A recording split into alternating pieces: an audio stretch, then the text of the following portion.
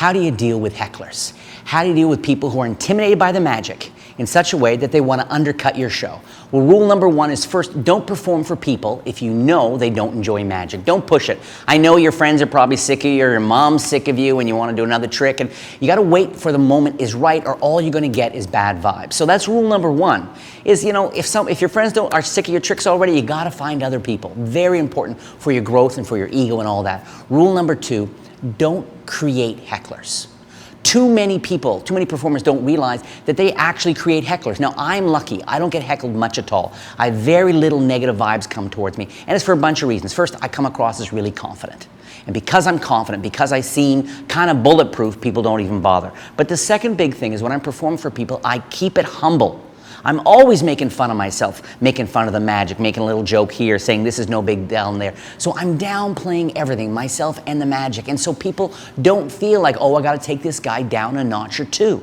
Now, most people who come across as arrogant as performers are arrogant because they're hiding behind, they're scared, they're feeling insecure, and they hide behind a bit of ego, and they try to control the situation and seem above. So the best way you can deal with hecklers is to make sure that you seem humble, that you practice enough that you're confident, that you have enough experience that you can flow and be casual and fun.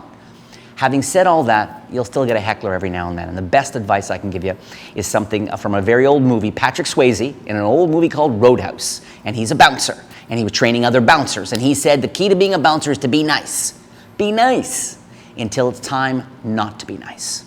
Which means that if you're going to have to deal with a guy and you do a couple of jokes and you kind of try to push him off by being silly and you ignore him for a bit, and he still keeps coming at you with both fists or both boots because he's got his feet where his hands should be and he's a freak from another time zone. If that's the case, you have to deal with him. And that's where I go like this. Like that. And when I turn to him and he's being a bit rude and I turn to him and I go, buddy, and I go right back to the trick, either he or somebody else, it's great when he asks, but generally someone will always ask, what the hell was that? Then I turn back to the guy and I go, may the hair, I say it's an ancient Egyptian curse.